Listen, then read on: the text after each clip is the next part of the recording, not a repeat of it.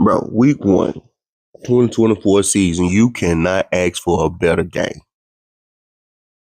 From start, literally from start to finish, was a good game. The defenses, I guess they were just filling each other out on the offense in the first half because the second half was a defensive game. But technically, if you just going by the box score, if you just going by stats, you would think that the Cowboys would have got blown out of the water, this, that, and the third. But if you really watch that game, the Cowboys was in control. The team was in control. They just made some costly mistakes. This game was not on your quarterback. This game was not on Dakota Rain Prescott. Not at all. If you are trying to blame him, and I have seen comments,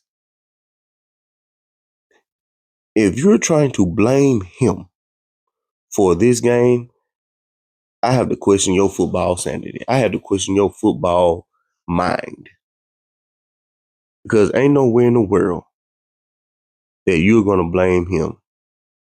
This man balled out. There were several, and I mean several, drop passes from your tight end. One, a big one anyway. You're going to get hit. You're going to get hit first. And I know he probably took accountability, but you're going to get hit, bro. You got to catch that ball. The first down the seam, yeah, I can give you that one. Dak did throw the ball, underthrown the ball. I give you that one. But that second one was a dime, was a dart, a laser.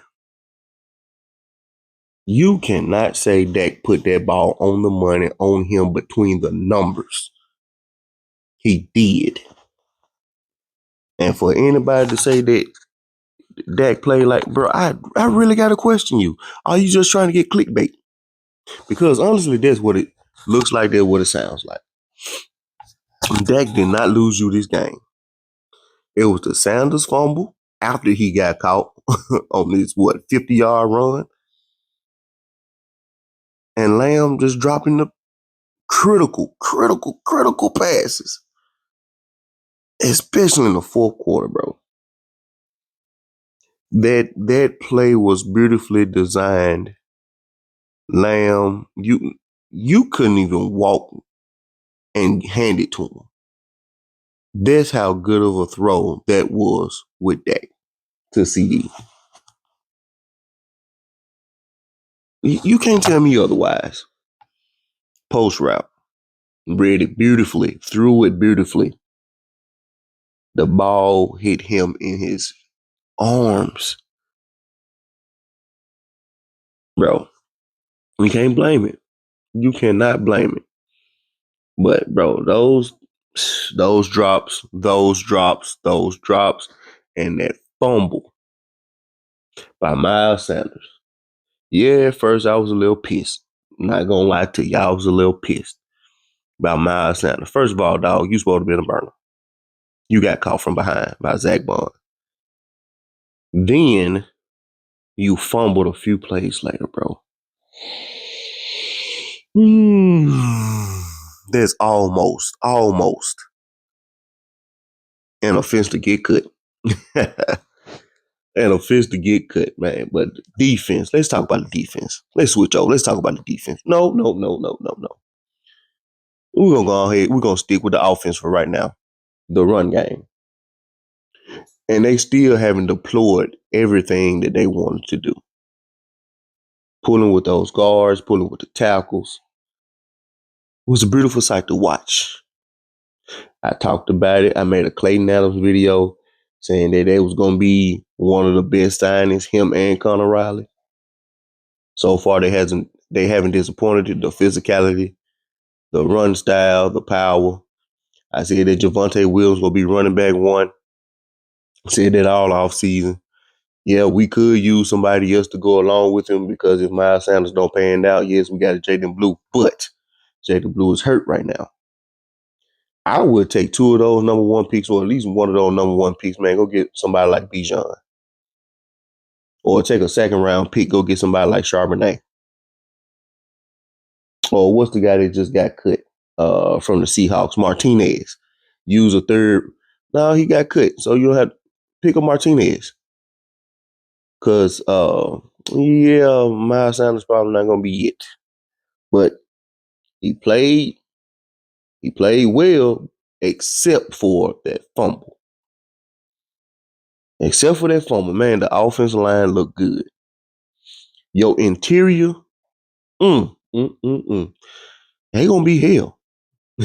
Tyler Guyton, bro. I saw that punch, man. I saw that punch, bro. You was not playing. You were not playing. You have literally four young men on this offensive line. Terrence Steele is your oldest. He's your vet. But this offensive line has been rebuilt within 2 years. Within 2 years. Tyler Smith is coming up to his 4th year. Then you just got BB and Guyton last year. Then you got Tyler Booker this year. Rebuilt. I said it in the previous video. Rebuilt within 2 years. Now let's go to the defense. Defense. Flus was throwing some jabs. First half, you allowed them to score 21 points. Kenny Clark is everything that he's advertised to be. Everything that he advertised to be. The Eagles only averaged 2.8 yards a carry while he was in the game. When he was out the game, 6.6 yards. Now, why did you have Mozzie to be inactive this game? I have no idea.